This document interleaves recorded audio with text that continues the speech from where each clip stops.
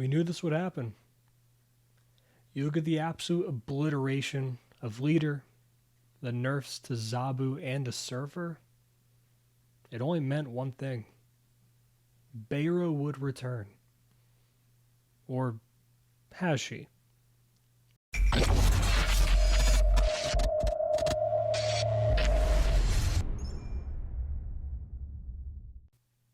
So we got to take a look at what the best decks are in Marvel Snap, the best cards, and what to do about them moving forward in this new meta.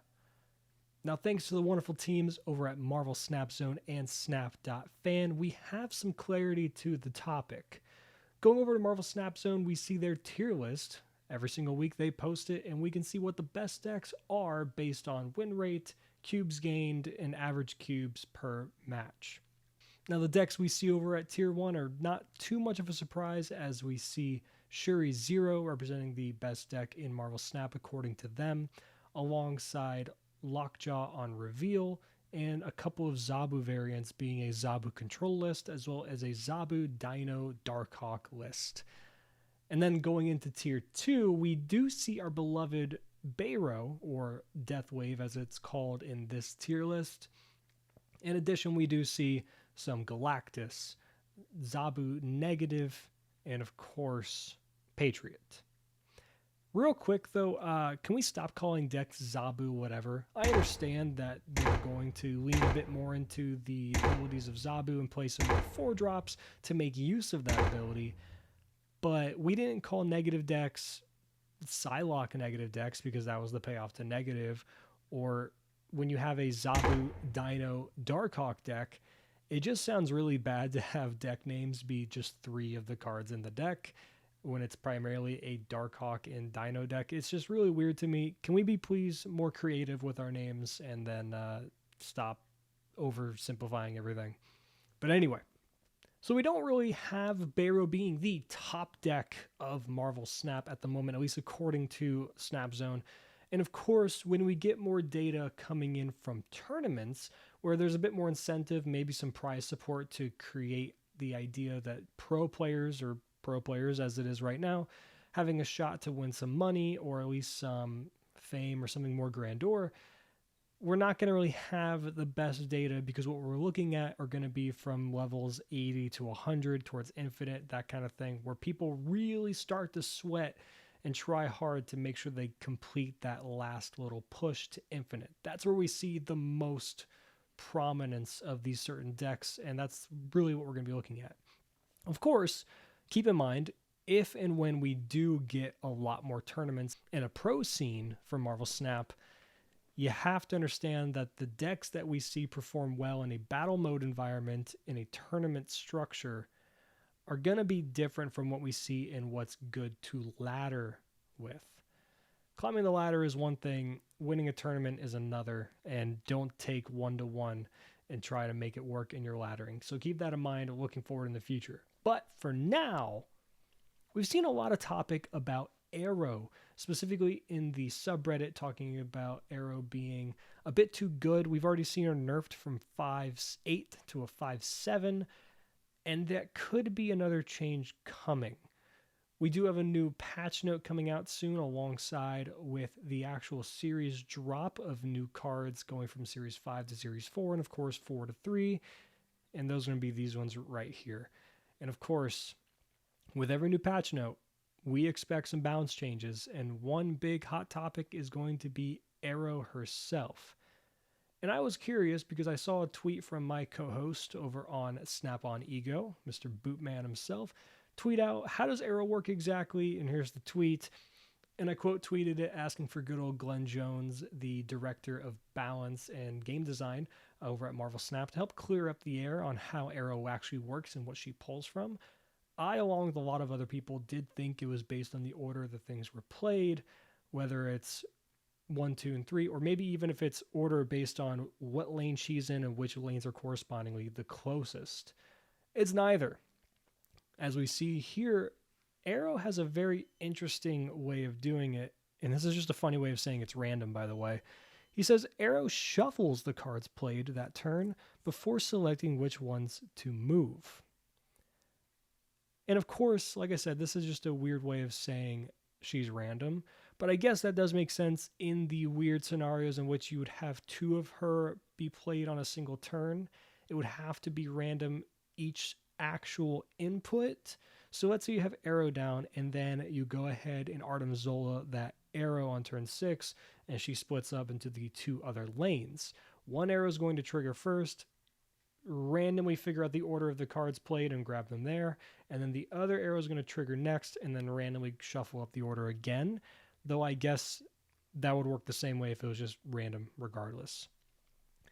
One thing that could be a decent, not sizable nerf, but maybe something that could actually help out with the way that you can play around Aero would be something like making her more predictable. If I'm going to have my opponent play Aero in the far left lane where I already have 2 cards, and I'm playing 3 cards on turn 6 when I anticipate the Aero being dropped, I'm going to want to be able to go ahead and play a couple cards first and then have my third card be the one I really want to stay over there. Whereas how she works now, it doesn't matter how I order it, she's just going to grab whatever, and I might have my card that I think can win that rightmost lane ends up being the one pulled anyway. So yeah, if you can actually order it, that might help a lot. Because that's one thing that Aero doesn't really have at the moment besides something like Cosmo. But of course, your opponent has the entire ability to play around Cosmo if it's already down. And I doubt you're dropping Cosmo on turn 6, anticipating an Aero somewhere.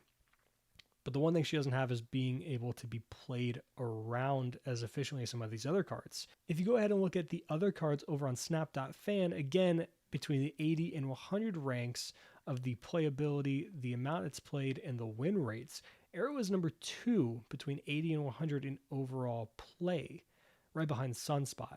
She's sitting at about a little over 55, almost 56% win rate. Sunspot's right there with her at about the same, 55.9. Now, does that mean Sunspot needs to be nerfed? No, because Sunspot has counters to him. You can move Sunspot away from an armor lane, for example, with Polaris. You can go ahead and use Killmonger to then kill Sunspot, or even Elektra, things like that. There's Valkyrie and the Shadow King to go ahead and reset Sunspot to its original power, or down to 3 at least, which is typically less than what Sunspot's going to be generating over the course of the game. So there are ways to play around Sunspot. Other cards on this list include Shang-Chi, She-Hulk, America Chavez, Armor Lizard, Cosmo, Magneto, to name a few. And all of those have ways to be played around. Arguably, Magneto is the one that's a bit more awkward to try and play around. It's kind of hard, but you can anticipate if there's going to be a Magneto drop to where that could go and what that's going to pull, and you can kind of think of where you're going to be able to play cards, because the difference is Magneto pulls your 3 and 4 cost cards to a certain location, which still allows you on turn 6, if you're anticipating Magneto being dropped, to go ahead and play your cards where you think they should be to still equal enough power, subtracting from your 4 and 3 drops being pulled to whatever location you anticipate the Magneto. It's not perfect, but it's something you can still play around. Lizard, Armor, Cosmo, Shang-Chi are all cards that you can still play around. Shang-Chi, Cosmo, and Armor are going to be your tech cards to either fight against things, Armor being fights against removal for your Sunspot, for example, or just simple Bayro or destruction decks in general. And you can stop those with things like Enchantress, or you can Polaris them away or something like that. They have some play to them. Armor could maybe get reduced to a 2-2, a 2-3 with a pretty good upside. It might be a bit too much. The same thing that they were talking about with Iceman being a 1-2. Maybe it should be a 1-1, but that's not what we're talking about today. They still have some types of counters to them. Cosmo's in a similar boat, being a 3-3 that stops, I think, over 75% of the entire Marvel Snap pool in terms of on-reveal effects, but maybe that's necessary. And then, of course, Lizard, just fill the lane over it, and then to make sure that they can't do anything. The interesting one here is actually America Chavez. It's literally just here because people like to thin their decks, and that's really about it. And you can see her win rate's not anything extraordinary. It's 52%, and then 52% again, slightly lower, closer towards 52 rather than rounding up to 53 when she's played. People just like their combos. That's pretty much it. So you see a lot of these top cards shown on Snap.fan, and a lot of their win rates being similar to what Aero is. They all have some sort of playability to them, or being able to play around them, counter them directly, Do something, anticipate what they're going to do, when they're going to do it, yada, yada, yada. Aero does not have that.